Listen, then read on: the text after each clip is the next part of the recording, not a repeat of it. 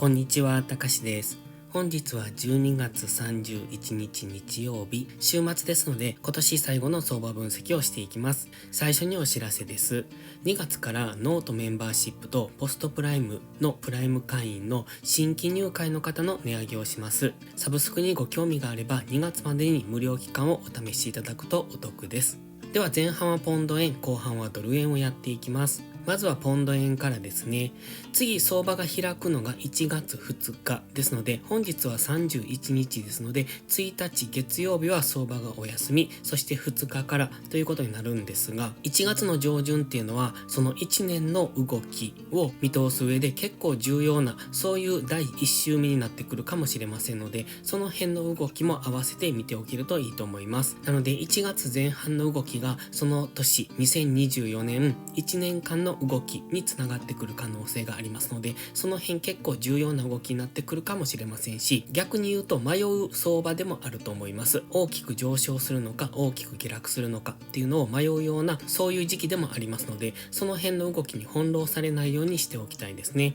ではまずポンド円の日足からです。現在日足は平行チャンネルの下限付近に張り付いております。GMMA の青帯で上値を抑えられておりますので、基本的には上値が重い展開。かといって下抜けていくのかというと、今のところは現在地付近は何度も下髭を出しているところですので、底堅い動きをしていることも確かです。なので上がったところは売られるが、下がったところは買われるっていう、そういう分かりにくい動きをしている、そんな中ですね。できればこのピンク丸の安値、ここを下抜けてきてくれると下落に加速がつくのかなとも思うんですが、現在はそこもなかなか下抜けられないので、178円ぐらいはすごく硬いんですが、182円から183円付近っていうのもかなり上値が重くなっているところですので、しっかり上がったところから売っていく、もしくは下がったところから短く買っていくっていうのが現在の相場です。ストキャスティクス、マクディに関しても中途半端な方向感のない動きをしておりますが、ストキャスティクスはそろそろ安値圏に近づいてきておりますので、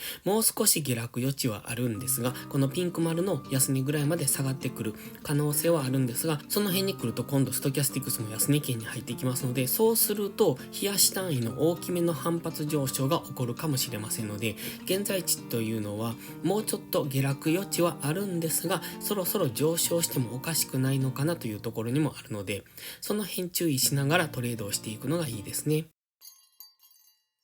では4時間足です。4時間足は3損をイメージしておりました。その3損のネックラインを金曜日に若干ですが下抜けてきておりますよね。この形を見るともう少し下落するのかなと考えられます。その場合、先ほど言ってた178円付近、この白の水平線ですね。先ほどのピンク丸の安値です。そのあたりまでの下落を見ておきたい。で、この辺まで来ると次は反発上昇してくる可能性がありますので、過去何度も反発しているところですよね。こういった過去の下髭とかを見ていると、やはり底堅い動きをするんだと考えられますので、178円ぐらいでは反発する可能性を考えておきたいんですが、逆にここを大きく下抜けてくるとそこそこ下落すると思いますので、178円を明確に下抜けてこれるのか、それとも過去の動きみたいにここからまた反発していくのかっていうところを見ておきたいですね。ストキャスティクスは今中途半端なところから下向きにデッドクロスはしてきておりますので、このまま一旦は178円ぐらいを目指して下落しそうです。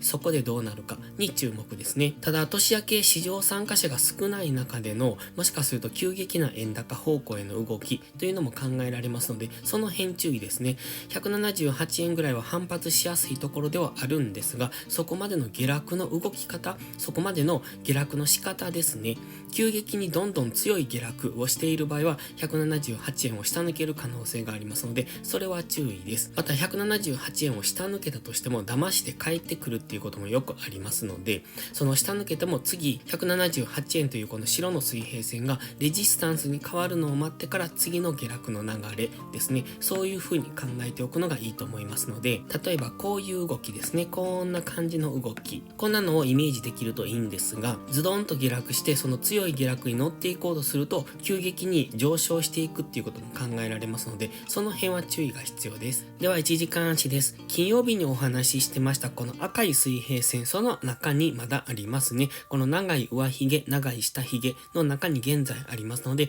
このボックスですね、180.363 から179.005 というそのあたりでの現在はレンジと見ておきたい。そこを下抜け上抜けしてくると次のラインまで上昇もしくは下落していくという風に考えておくのがいいですね。ただ現在は大きくは3損の完成からの下落になってますので、やはり 178.1 ぐらいまでは下落する可能性は高いとは思っております。基本的に GMMA の青帯も下向きですし、金曜日も GMMA の青帯付近で上抜けるのかなという気もしたんですが、結果的には下げてきております。そして安値も更新してきておりますので、基本的にはこの下落トレンドの流れに乗っていく。ただ1時間足のストキャスティクスもそろそろ安値圏に来てますので、そこは注意ですね。ここから売っていくんじゃなくって、しっかり上がったところから売っていく。日足でもお話ししましたように、下がったところは買われやすいし、上がったところは売られやすいというそういう相場になっておりますので、下がったところから売っていくんじゃなくて、上がったところから売っていく。そして下がったところで下げ止まりを作れば、そこからは短く買うことも可能だと思いますので、下がりきったところから売っていくとか、上がりきったところから買っていくんじゃなくて、その逆ですね。売りたいのであれば上がるのを待つ、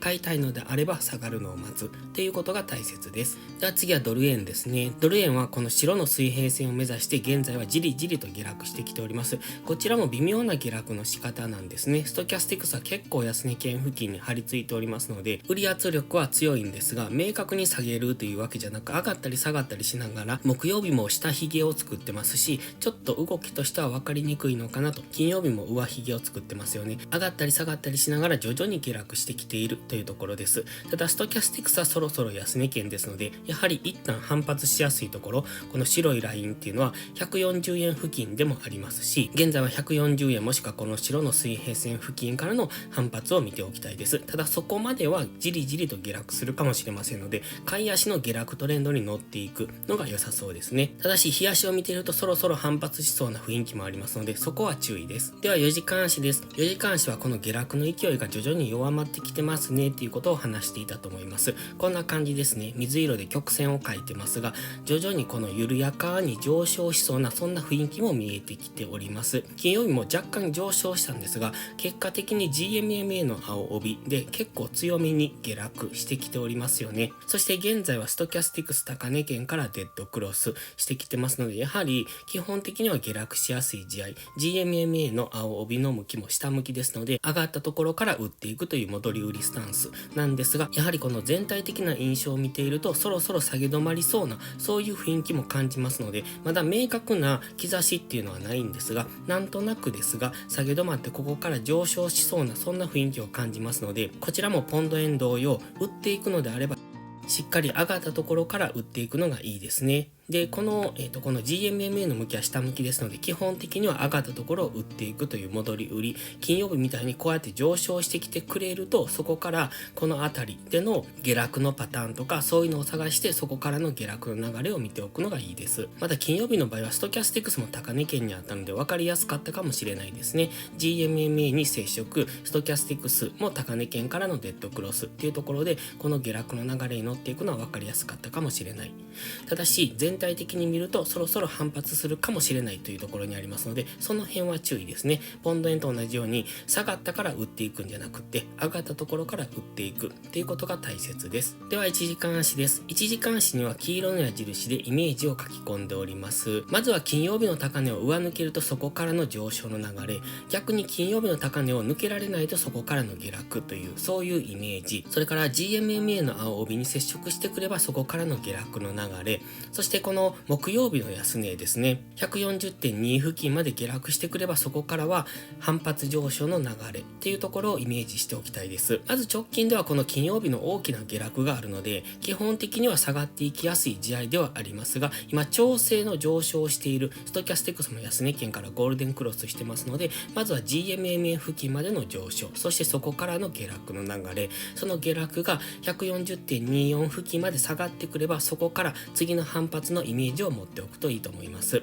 ただもちろんここを下抜けてどんどん下落していくっていうことも考えられます。4時間足の GMMA に沿って現在は綺麗な下落トレンドを作っておりますので、基本はその流れに乗っていくなんですけれども、4時間足の下落トレンドと言いましても必ずこの調整の上昇っていうのがありますので、このあたり木曜日の安値の 140.24 付近まで下がってくればそこから一旦上昇する可能性もありますので、その上昇をイメージした矢印になってます。基本的には上位足下落トレンド、1時間足も下落トレンドで目線は下ですので、上がったところから売っていくのがいいと思いますが、金曜日の高値を超えてくると一旦上昇ですね。この白のトレンドライン、4時間足に引いてました白のトレンドラインぐらいまでは上昇していくかもしれませんので、その辺の流れも見ておくとトレードはやりやすいかもしれません。それでは本日は以上です。この動画が分かりやすいと思ったらいいねとチャンネル登録をお願いします。そして最後にお知らせです。ノートのメンバーシップ会員を募集中です。冒頭でもお話ししましたように2月からの新規入会の方は料金値上げを考えておりますので、もしご興味あればそれまでにご入会をお願いします。初月無料となっております。ノートメンバーシップは毎朝更新の相場分析、それから週末には分かりやすいスキルアップ動画を投稿しています。FX で勝てるかどうかは知識量の違いが決め手になります。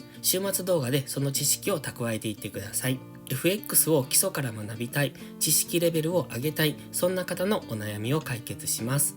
また、ノートでは有料マガジンを含め複数の視聴プランをご用意しております。ノート限定の掲示板機能ではリアルタイムな相場のコメントも投稿しています。また、限定動画だけをご希望でしたら YouTube のメンバーシップでもご視聴いただけます。今週末に関しては特別に動画を2本アップしておりますので、よければ今は YouTube のメンバーシップもお得です。詳細は概要欄をご覧ください。それでは本日も最後までご視聴ありがとうございました。たかしでした。バイバイ。